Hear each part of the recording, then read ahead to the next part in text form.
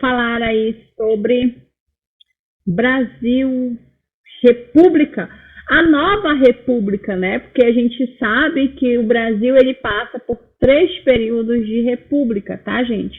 A primeira República ou República Velha, que é aquela logo após ali o segundo reinado de Dom Pedro II. Posteriormente, a gente passa, né, ali por Era Vargas, depois a gente passa pelos governos populares, populistas, e aí esse momento a gente chama de Segunda República, tá? Quando o Getúlio Vargas ele sai ali, e aí a gente tem a volta, né, de eleições, então a gente tem o segundo período, e por fim a gente enfrenta ali uma ditadura que vai de 64 até 85, e em 85, com o fim da ditadura militar, a gente vai ter a Terceira República, ou a Nova República, né, como alguns falam, tá, gente? A Nova República, meu bairro lindo e maravilhoso. Não é essa Nova República aqui não, tá, gente? Não é esse bairro que tá aqui embaixo, não. A gente vai falar aí dos governos que passaram de 85 até os dias atuais, tá? Então, essa Nova República aqui, esse bairro, não é o que a gente vai falar hoje, tá, gente? A gente vai falar aí de Nova República, o período histórico aí do Brasil, inclusive, né, o período da nossa nova Constituição, que é essa Constituição que está aí na fotinha do lado, que rege tudo que a gente faz até hoje, tá, gente? Então, a gente tem esse período aí de Nova República. Ó, a Dani entrou, a Emily entrou, a Jamília entrou. Então, quem for entrando, manda aí um oizinho só para eu mandar um alô para vocês, tá? Aí na live. Então, gente, vamos começar aí Nova República entendendo todo esse contexto, né? Afinal, a gente tem um momento de transição política. Por quê? Porque a gente está saindo de uma ditadura militar, lembrando que, vou fazer um adendo aqui, a ditadura militar, gente, que aconteceu de 64 até 85, a gente tem uma aula dessa completa lá no YouTube, tá? Inclusive foi live para Enem ano passado e caiu sobre ditadura ano passado. Então, vocês vão lá no YouTube, quem tem dúvida em ditadura, e assista a aula lá, tá bom? Esse período de ditadura acaba e a gente tem as diretas já, que é todo aquele movimento, né, a favor de novas eleições para que se elegesse, para se escolher um novo presidente. Então a gente tem um movimento diretas já, que acontece em 1984, e a emenda Dante de Oliveira, que ela é muito importante. Por quê? Porque a emenda Dante de Oliveira, ela vai tentar trazer com o objetivo de que novas eleições diretas fossem propostas. Por isso o nome Diretas Já, o nome do movimento, né? Que novas eleições diretas fossem propostas. Para quem não sabe o que é uma eleição direta, gente, é muito simples. A eleição direta é o que acontece hoje no Brasil. A gente vai lá na urna e vota nos nossos candidatos, tá? Isso é uma eleição direta. Lá na aula sobre Era Vargas, na semana passada, a gente aprendeu o que é uma eleição indireta, aonde quem vota são ali a casa, por exemplo, né, no caso de Getúlio Vargas, foi os deputados que votaram no novo presidente. Então, é uma eleição indireta, quando o povo não participa do processo, tá? Então, aqui, a emenda Dante de Oliveira, ele vai pedir que essas eleições fossem diretas. Porém, essa emenda Dante de Oliveira, ela foi derrotada no Congresso. E aí a gente vai ter, mais uma vez, o Brasil passando por eleições indiretas, ou seja, mais uma vez a gente vai ter ali a casa, né, os deputados votando no novo presidente. Então a gente vai ter o seguinte cenário político. De um lado, a gente tem o Tancredo Neves, olha aí a ligação, Nova República, Tancredo Neves, a avenida principal do nosso bairro, né, tem tudo a ver, tá, gente? Por quê? Porque o Tancredo Neves, além de ser candidato à presidência de forma indireta, lembre-se sempre disso, ele foi eleito, tá? Presidente. E esse carinha aí da foto, né, muito simpático, o senhorzinho, Ele vai representar o povo, gente. Ele é aquele cara que representa a população, tá? Por quê? Porque do outro lado, a gente vai ter o Paulo Maluf, do PDS, que é ali da base aliada dos militares. Então, os militares querem continuar no poder e, por isso, eles vão colocar o Paulo Maluf como candidato.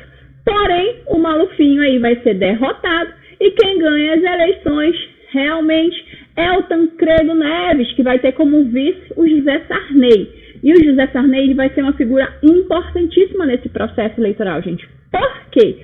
Porque o Tancredo ele vai adoecer 2 dias antes dele tomar posse. Ele vence as eleições e 2 dias antes ele adoece, sendo internado ali, passou 38 dias no hospital, não resistiu e faleceu. Ele nunca chegou a entrar no poder, a ficar no poder, né? Então, o Tancredo, ele morre antes mesmo de assumir a presidência da República. E aí, nesse caso, quem assume em seu lugar é o vice-presidente, que é justamente o José Sarney, em 1985. E o Sarney vai ficar de 85 até 89. E, gente, lembrem-se muito disso, isso é muito importante vocês saberem. O Brasil, nesse período, vivia um caos econômico. Por quê? Porque devido aos militares estarem no poder ali, a gente vai ter um momento onde vamos ter a hiperinflação. O que é isso, gente? A economia do Brasil vai estar uma loucura, um caos geral.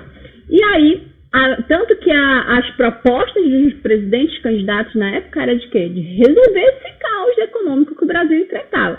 Para vocês terem ideia, gente, a galera aí nesse período ia fazer compras, chegava no supermercado, quando chegava ali o preço era um, quando o cara chegava no caixa para pagar, o preço era outro.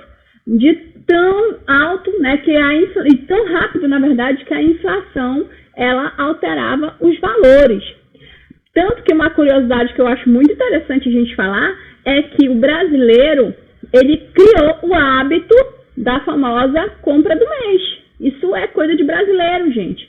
Por quê? Porque o preço das coisas alterava e mudava tão rápido, tão gradativo, que a galera recebia e corria para o supermercado para fazer as compras. Por quê? Porque o medo do produto aumentar de preço era muito grande. Então, faz logo a compra para o mês inteiro. Tanto que se você morar no exterior, um dia você tiver essa oportunidade, ou se você está assistindo aí do exterior, né, não sei,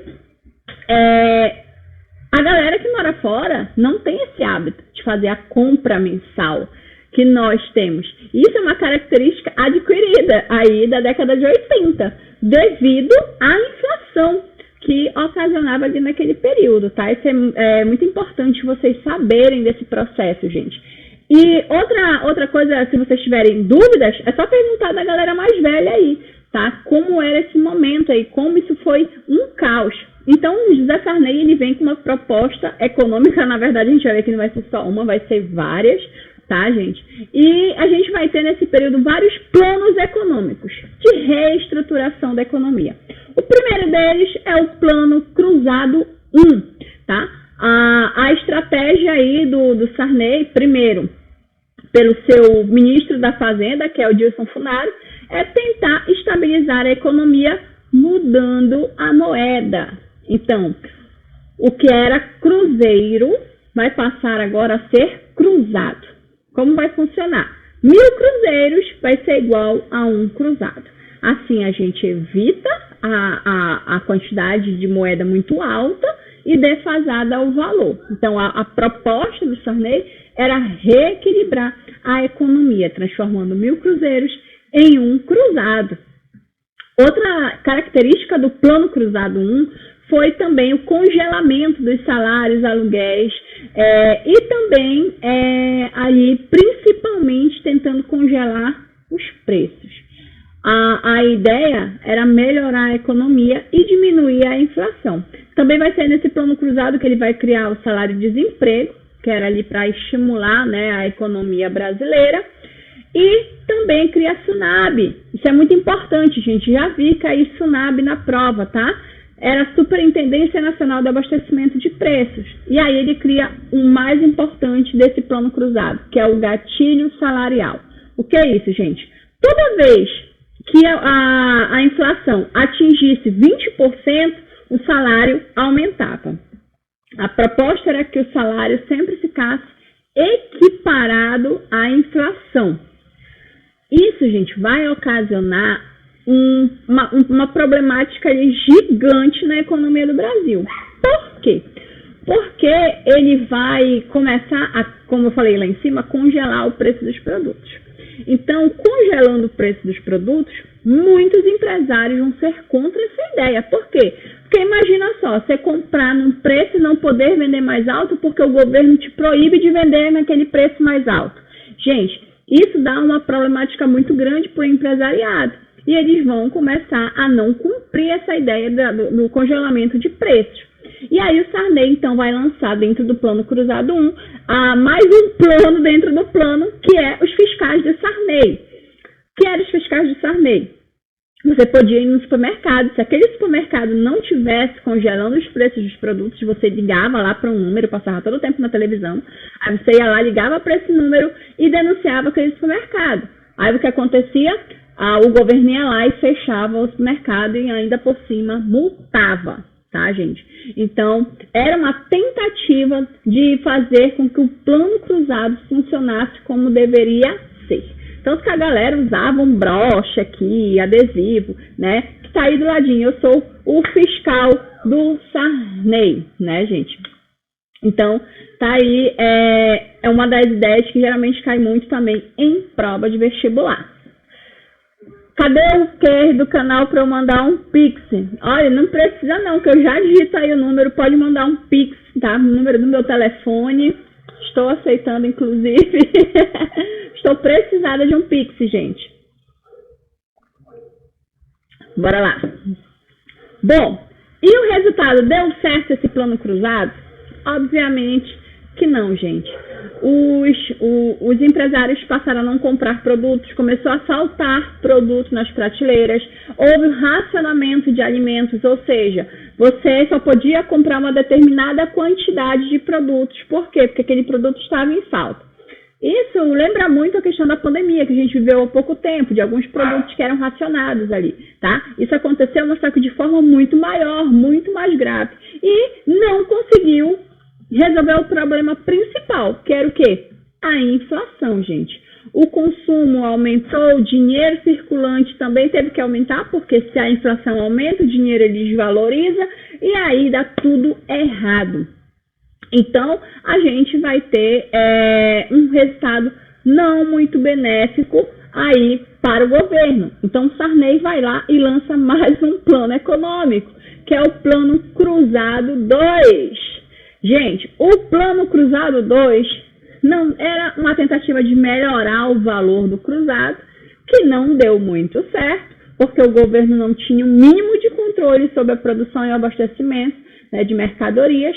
O preço, por exemplo, dos automóveis chegou a aumentar 80%, inviabilizando qualquer compra de carro novo no Brasil. Além disso, houve aumento nas taxas de telefone, energia, correios. Então, virou um caos novamente o Brasil, né?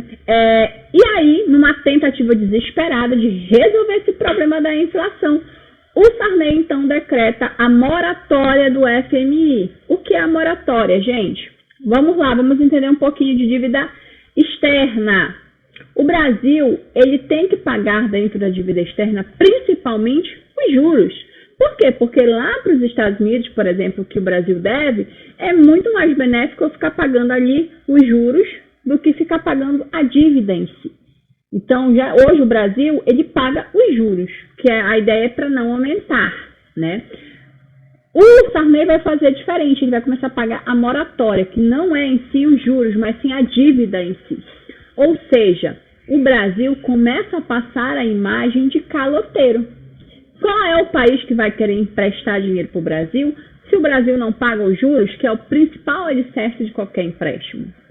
Então, o Brasil começa a ficar com uma imagem muito feia no exterior, os bancos internacionais não vão emprestar dinheiro para o Brasil e o caos só aumenta. né? Então, a gente tem aí o fracasso do plano cruzado. Para vocês terem ideia, gente, o índice de inflação chega a 23% ao mês. Não é ao ano, é ao mês, tá, gente? Ao mês, isso é muito grave, isso é muito sério. A galera não consegue sustentar essa situação.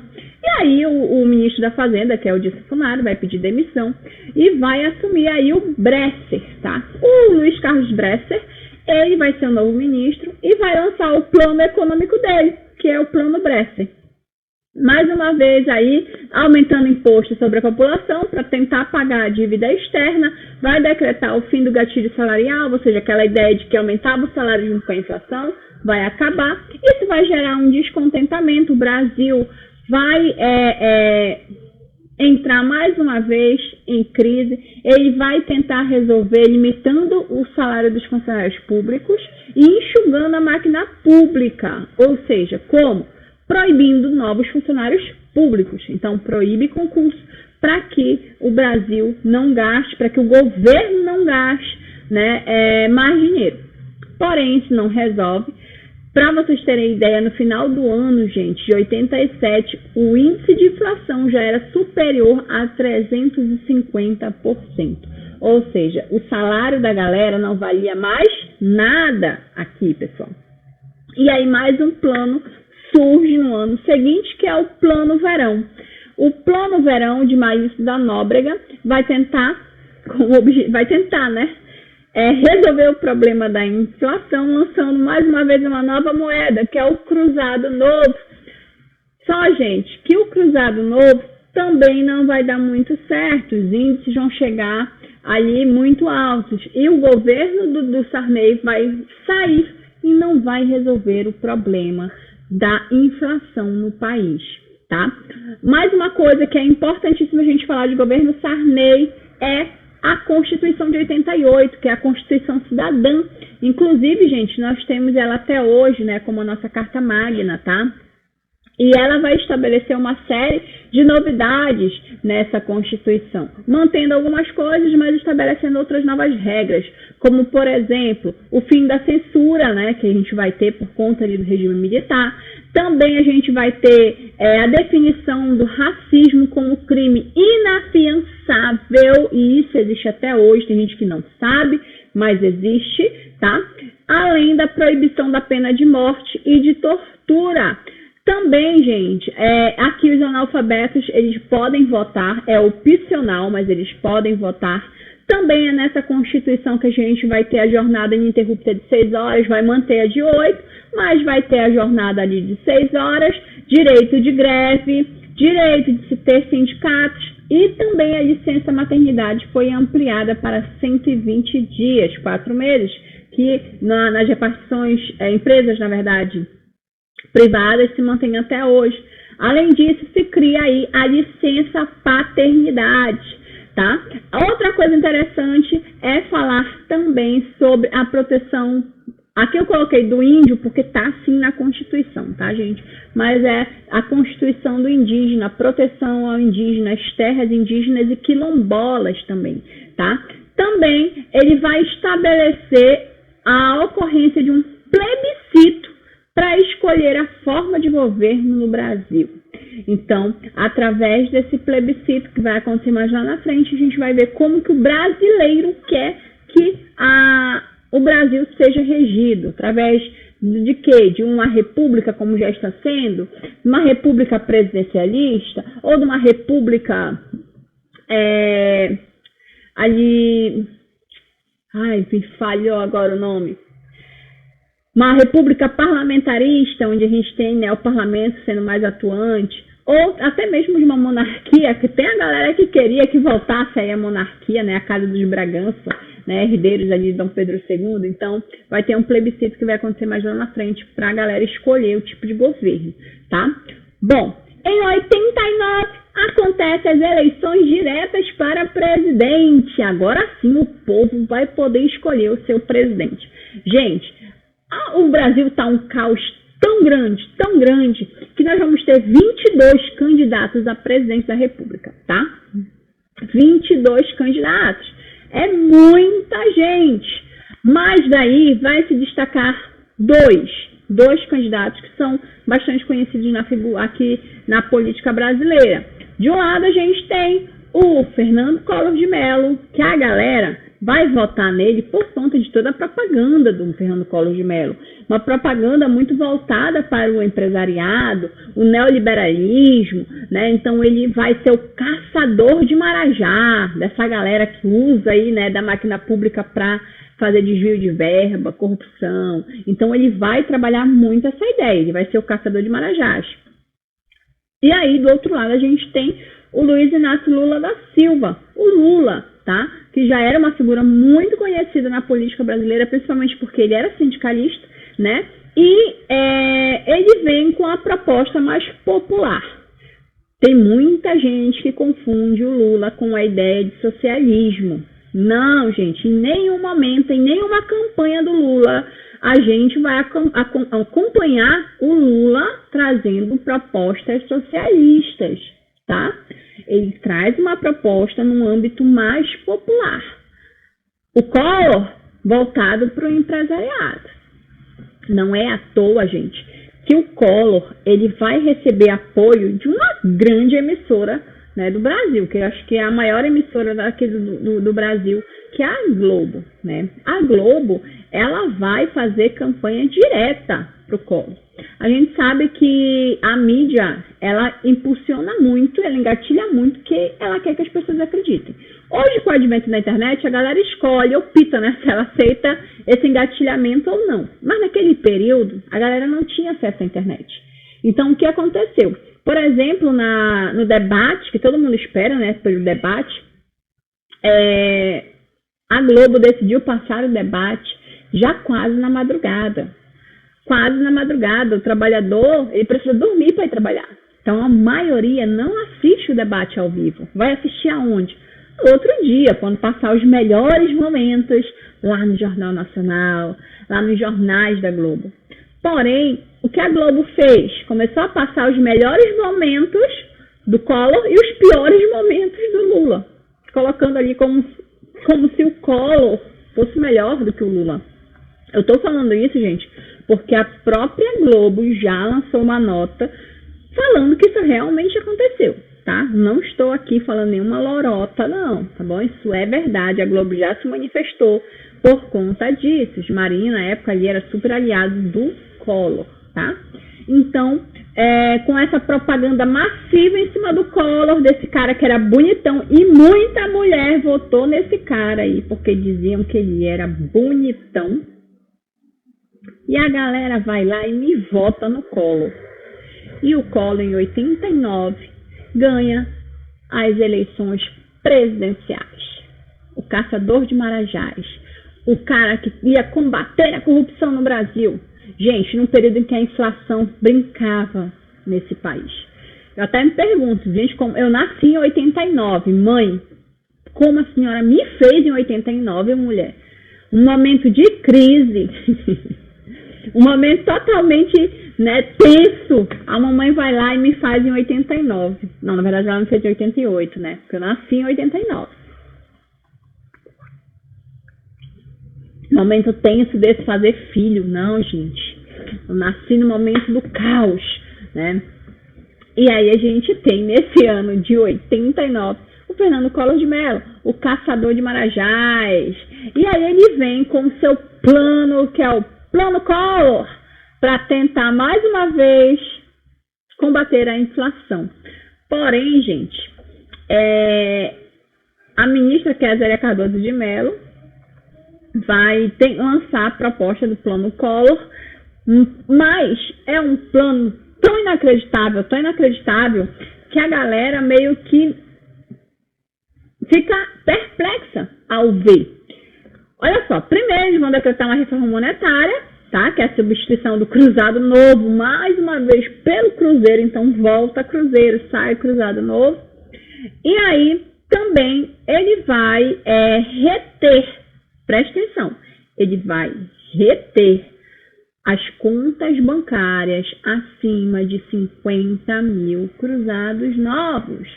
Ou seja, ele anuncia na TV, um belo dia, ele e a ministra, que todo dinheiro acima de 50 mil cruzados novos que tiver no banco vai ser confiscado pelo governo. Depois você pega, mas no momento você não pode pegar não. E tanto faz, gente, se era conta poupança ou conta corrente, ia ser confiscado. Imagina só, ele dando essa notícia, a galera correndo para o banco e não conseguindo retirar o seu dinheiro do banco. Teve uma galera ali que estava subindo para uma classe média, empobreceu de vez. Muitos empresários nesse período se mataram porque perderam todo o dinheiro que tinha. Gente, e isso é muito comum até hoje, os mais velhos, as pessoas mais velhas não gostarem de banco. Prefere guardar o dinheiro em casa do que guardar o dinheiro no banco. Por quê? Tem medo. Do quê? Do banco ficar com o dinheiro. Não belo dia o governo chegar lá, ó, o dinheiro é nosso, tá? A gente vai devolver um dia. E esse um dia nunca chegou, porque até hoje a galera briga na justiça para reaver os valores que foram perdidos nos bancos.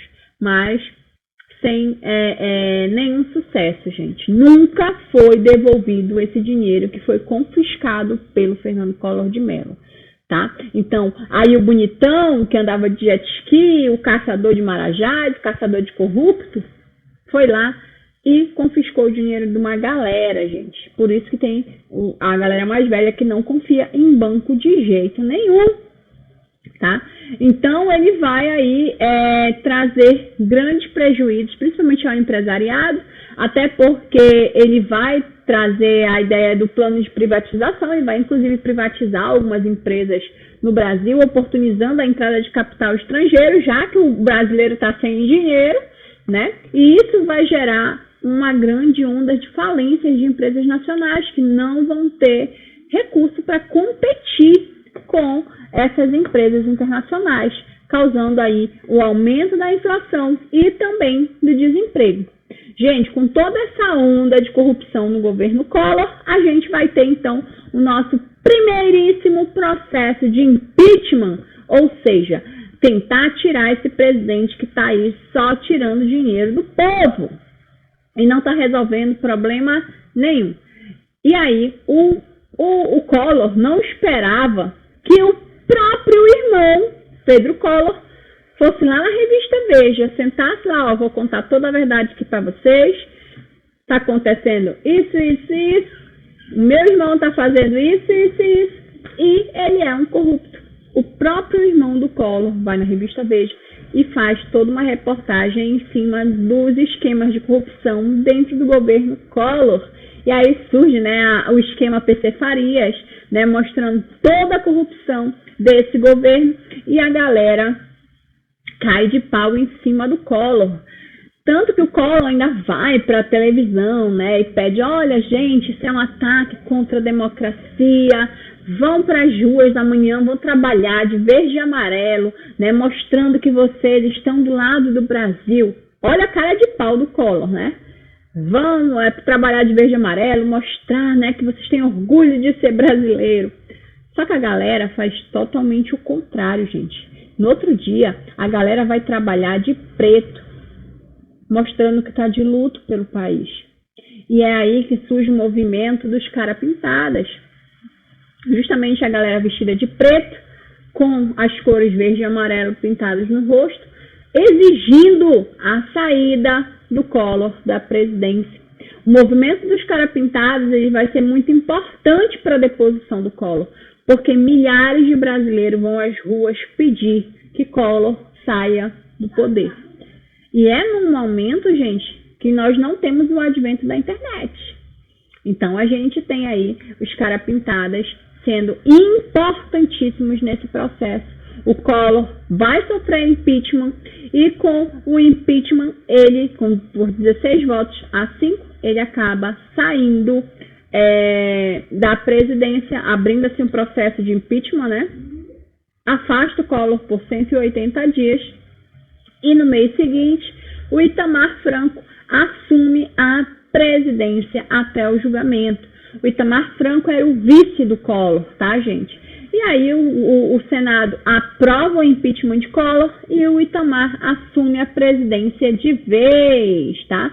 perdendo direitos políticos ali por 8 anos. E ele volta depois, tá, gente? Senador, o brasileiro aí não aprende, né? Porque o Collor está aí até hoje na política. O Itamar Franco, então, assume os 2 anos seguintes, de 92 a 94, vai tentar reorganizar a política do país e, para isso, ele vai contar, gente, com uma equipe muito boa de ministros. Inclusive, o ministro da Fazenda do Itamar Franco é um carinha chamado Fernando Henrique Cardoso. Para quem não sabe, Fernando Henrique Cardoso vai ser o nosso próximo presidente, né? Ele é sociólogo, professor da USP, é um cara muito culto, muito inteligente e vai assumir o Ministério da Fazenda. E aí, com o Ministério da Fazenda, o Itamar Franco lança, então, primeiramente, no ano seguinte, um plebiscito, que era aquele plebiscito que eu tinha falado para vocês, onde o povo vai escolher qual a forma de governo no Brasil, né? E qual vai ser o sistema. Então, você marcava lá, você tinha 2 questões para marcar. Primeiro, qual era a forma de governo que você queria? Uma república ou monarquia? Aí depois você marcava o sistema de governo, presidencialismo ou parlamentarismo. E aí, né, ganhou-se então a república com 66% dos votos e o presidencialismo com 55% dos votos. E aí, então nós temos esse sistema até os dias atuais. Também no governo Itamar Franco, cabe lembrar que ele vai trazer a volta da fabricação do Fusca para o Brasil, fica conhecido como Fusca de Itamar, tá, gente? Era para fomentar ali a economia brasileira, e isso é muito importante, até porque eu já vi questão de vestibular também. É no governo Itamar Franco que ocorre o massacre do Carandiru, e aí mostra, né, todas as problemáticas dos presídios no Brasil, tá, gente? Então, é uma situação importante dentro do governo dele, mas o mais importante, que mais o Enem vai te cobrar, é isso bem aqui que está na tua tela. Plano Real. Quem aqui, né, nunca viu uma nota de R$1, gente? Quem nunca pegou numa nota de R$1? Comenta aí, né? Eu já peguei, eu vivi esse momento, né, em 94. Pessoal, o Plano Real foi um plano, na verdade, do ministro da Fazenda, que foi o Fernando Henrique Cardoso, arquitetado por ele, e tinha o objetivo principal controlar a inflação. E diferentemente de todos os outros planos que nós vimos lá atrás, né, principalmente do Sarney, que não deu certo nenhum, o Plano Real, aqui, ele vai dar super certo, tá? Por que ele vai dar super certo? Porque ele não vai só jogar uma nova moeda, ele vai organizar o país para a entrada dessa nova moeda, tá? A gente vai ter, por exemplo, aí a criação da Unidade Real de Valor, que era a URV, que era uma moeda flutuante. Essa moeda ela ficaria aí até que se alcançasse o objetivo de que R$1 valeria $1. Quando R$1 valesse $1, o Plano Real entraria em vigor, tá? Na verdade, a moeda real entraria em vigor. Então, gente, a gente tem aí a introdução do Plano Real, tá? Olha aí, galera, eu nunca peguei, teve gente que nunca pegou no real porque ela deixou, né, de uso. Eu tenho guardado um até hoje, né, quem é das antigas usou muito essa notinha de R$1, tá, gente? E assim, foi um plano que deu super certo. A gente viu o Fernando Henrique Cardoso controlando a inflação com o Plano Real. Então, ele vai aumentar as taxas de juros. Claro que o brasileiro vai pagar mais juros, isso é uma das táticas, tá, gente? Para quando a gente quer combater a inflação. A gente também vai começar a reorganizar a dívida externa. Ele também vai reduzir os impostos de importação para que o preço dos produtos equiparassem ao nacional e assim houvesse mais vendas, e com mais vendas é mais dinheiro circulando. Então, ele vai valorizar o real, gente, diante do dólar. Isso vai ser muito bom e vai ser a campanha, o carro-chefe de campanha do Fernando Henrique Cardoso. Aqui eu trouxe para vocês um gráfico que mostra, só não dá para vocês verem os números, tá? Mas é interessante vocês acompanharem aí, nesse gráfico, como em 94, em junho de 94, a inflação ela chegou a 46%. Com a instauração do Plano Real no mês seguinte, em julho de 94, a inflação ela vai cair para 6%. No final do ano de 94, a inflação ela vai cair para 3,27%. Então, você vendo aí no gráfico que o Plano Real do Fernando Henrique Cardoso deu super certo, tá, gente? E isso é o carro-chefe da campanha dele. Não é à toa que ele vai se lançar candidato à presidência da República, vai, né, ser candidato a bater de frente com o Lula, mais uma vez o Lula aí, né, competindo nas eleições, e como ele já estava na onda do Plano Real, a galera estava a favor do Lula, estava a favor do Fernando Henrique Cardoso, o FHC vai ganhar derrotando o Lula ainda aí no primeiro turno. E aí nós temos o primeiro mandato do Fernando Henrique Cardoso. Aí você diz, peraí, professora, mas podia ter um segundo mandato? Não, não podia, tá? As eleições presidenciais até aqui era somente de um mandato. Somente de um mandato. Mas a gente vai ver que isso aí vai mudar. Bom, bora acelerar, porque já é 7h40 pelo que eu estou vendo aqui. Quais são as principais premissas do governo Fernando Henrique Cardoso? Vai, né, ficar aí pulando, né, na vantagem do Plano Real, vai acabar com a estabilidade do servidor público, vai privatizar. Ele é neoliberalista, tá, gente? O que é um neoliberal? Ele é aquela política econômica que vai valorizar o capital estrangeiro, que vai valorizar as privatizações, que vai dizer que precisa se dar livre concorrência. Isso é ser neoliberal, tá, gente? Então, ele vai, só com a privatização de vários setores do governo, ele vai arrecadar 100 bilhões de dólares, estabilizando a economia ainda mais, gente. Então, para vocês terem ideia, a Vale, que foi criada lá na época do Getúlio Vargas, né, Companhia Vale do Rio Doce, foi privatizada aqui, várias companhias de energia elétrica foi privatizada aqui, tá, gente? Então, a gente vai ter a privatização aí de várias estatais pelo Fernando Henrique Cardoso. Outra coisa interessante falar do governo FHC é principalmente lembrar ali do Plano Real 2, que ele vai, né, mais uma vez tentar ali controlar a inflação que já estava ficando desenfreada novamente. Então, é dar estabilidade à economia nacional. Além disso, tem umas coisas que eu não coloquei aqui no nosso slide, mas eu vou falar para vocês porque é muito importante a gente lembrar, é falar do período de apagão, né, do racionamento de energia. Quem é mais velho vai lembrar disso como ontem, gente. Eu lembro muito disso. O que era que acontecia, pessoal?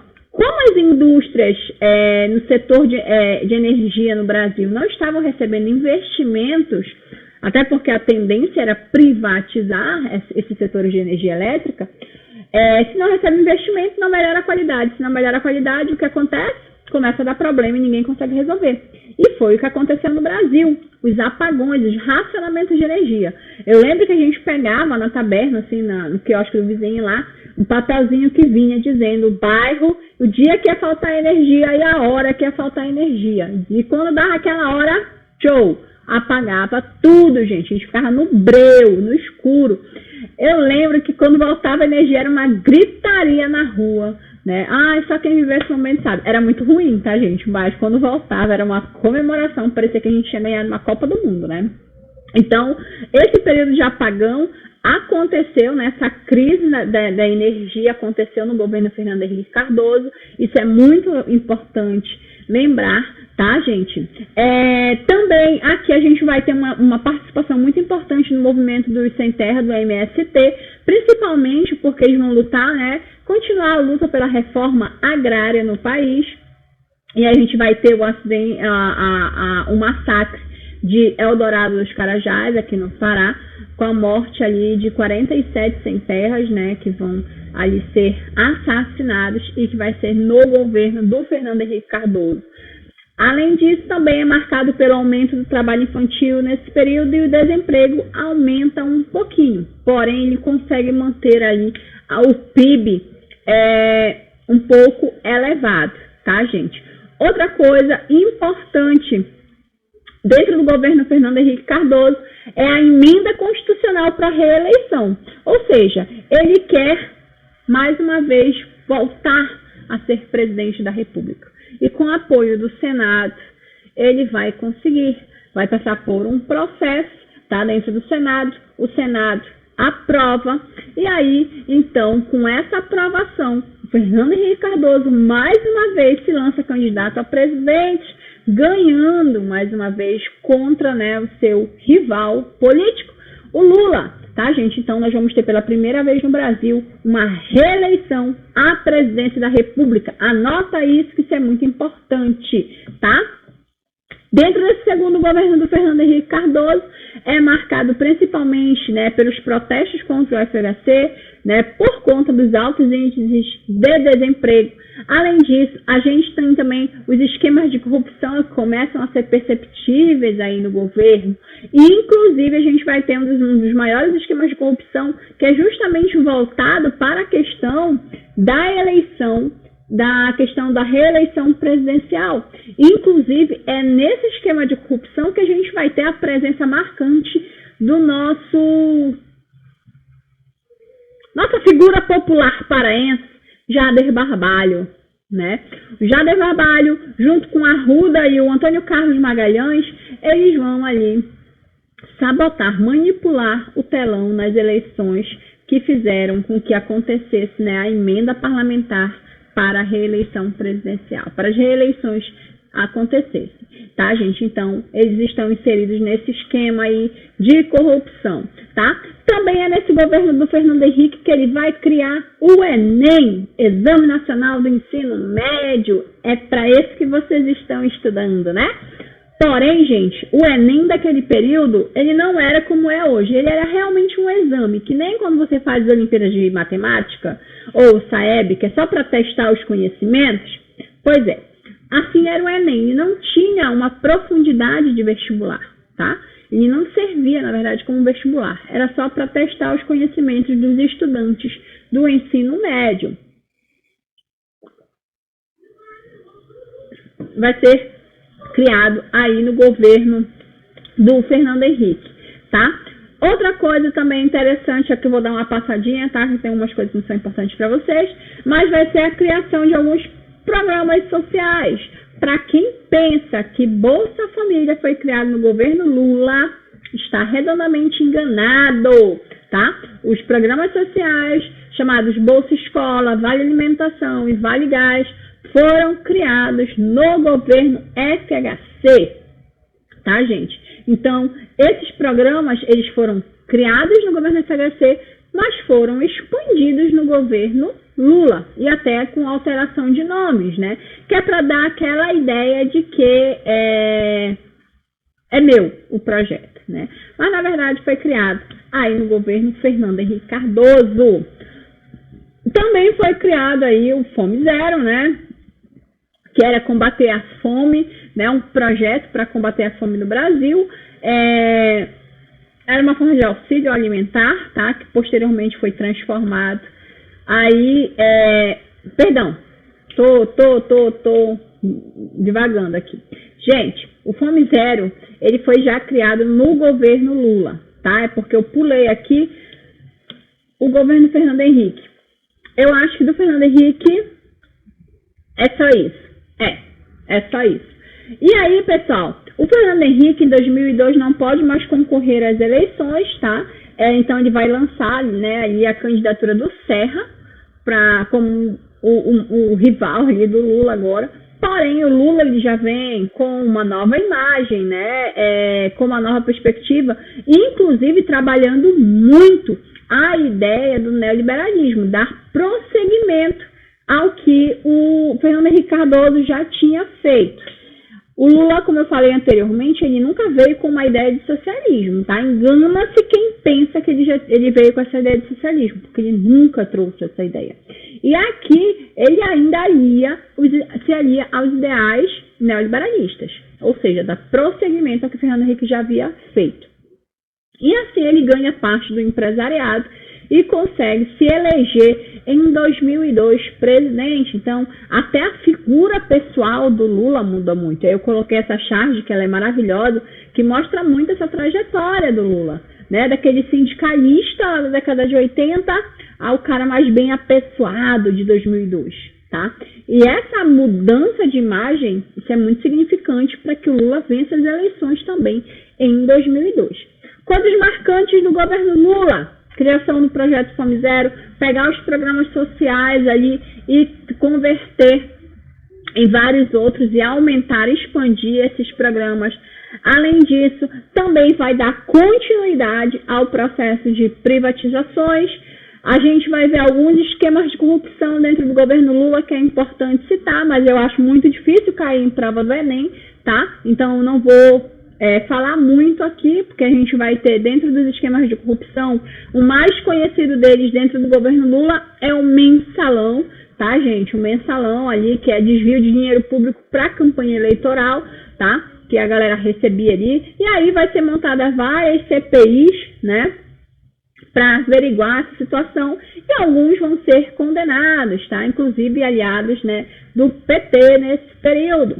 Bom, o Lula, dentro desse primeiro mandato, vai conseguir combater a inflação, né, manter ali os níveis estáveis, vai criar o PAC, que é o Programa de Aceleração do Crescimento, ali construindo portos, rodovias, ferrovias, investindo no saneamento básico do Brasil, tá? Que era uma das coisas, né, um dos carros-chefes da propaganda do Lula. Além disso, ele ficou muito conhecido no mercado internacional por conta do pré-sal, e aí a importância da Petrobras, tá, gente, nesse período, a exploração do pré-sal.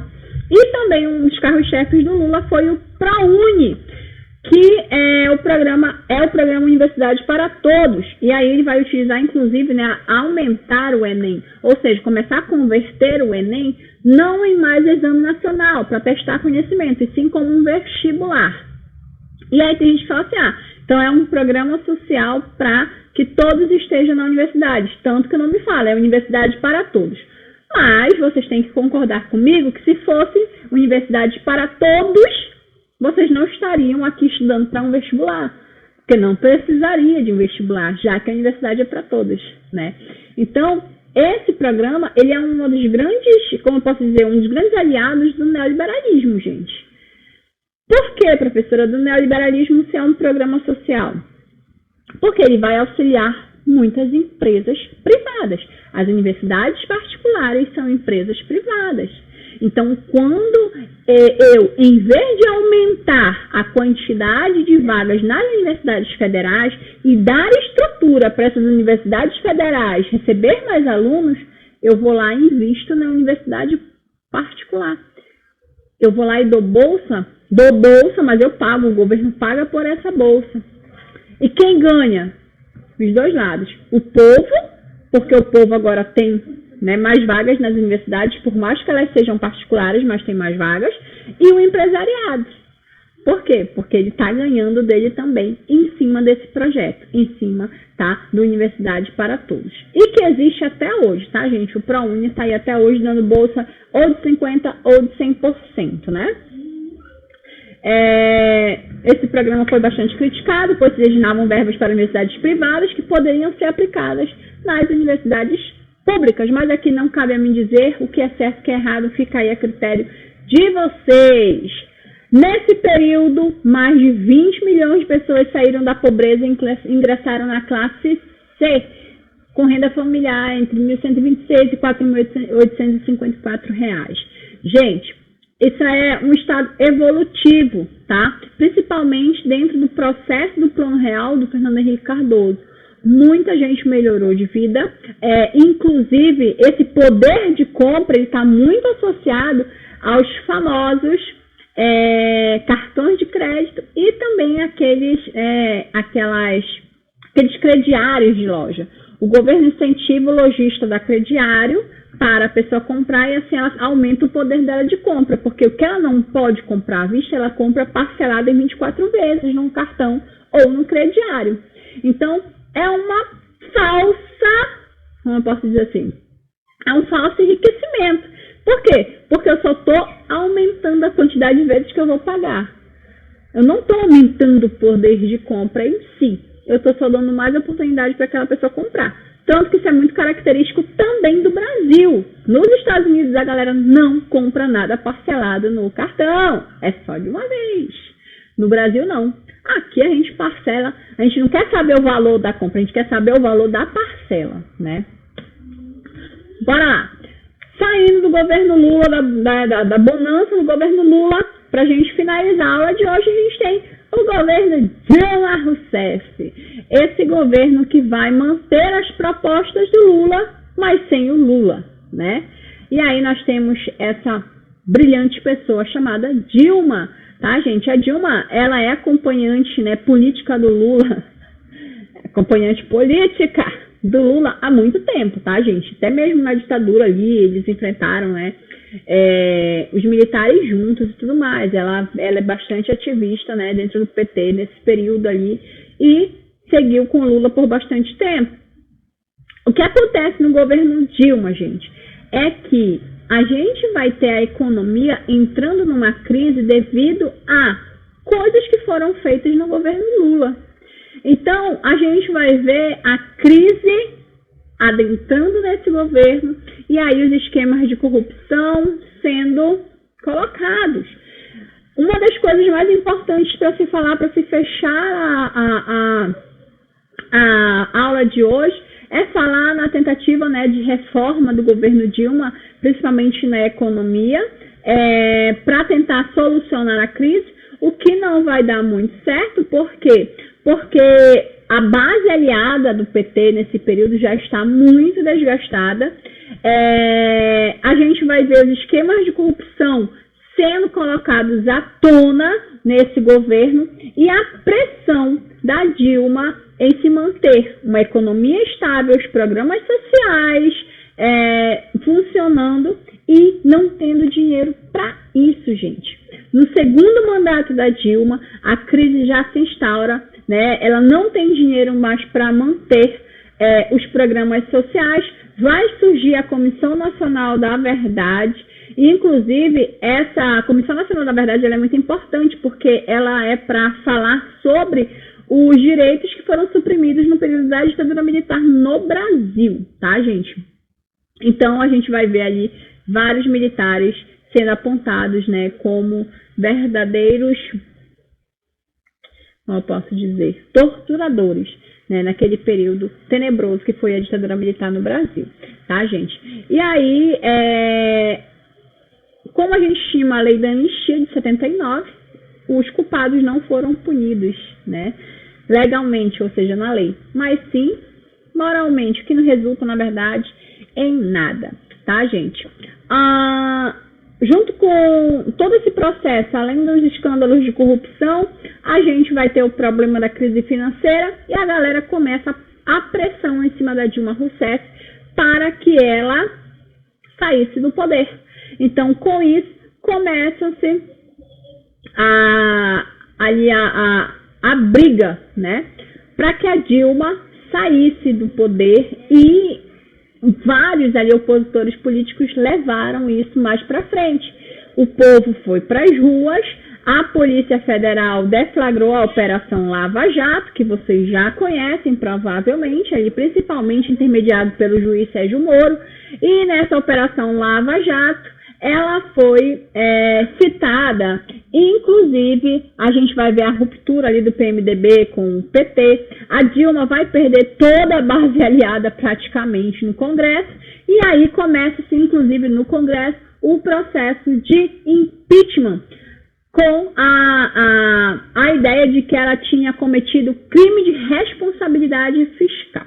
O que é isso? As pedaladas fiscais, ou seja, ela tinha, né, tirado dinheiro de um lugar para pagar outras coisas, e aí, por conta disso, por não ter declarado, ela estaria cometendo, né, um crime de responsabilidade fiscal. E com isso, né, ela vai ser impeachmentada, tá, gente? Por 367 votos a favor e 137 contra, a Dilma foi afastada da presidência da República e o Michel Temer assume o governo. provisoriamente e depois até o final do mandato, né, quando a gente tem as novas eleições acontecendo, e aí o Bolsonaro entrando em 2018, tá, gente? Então, basicamente, é isso que a gente tem para falar dos governos, né, dessa nova República Brasileira.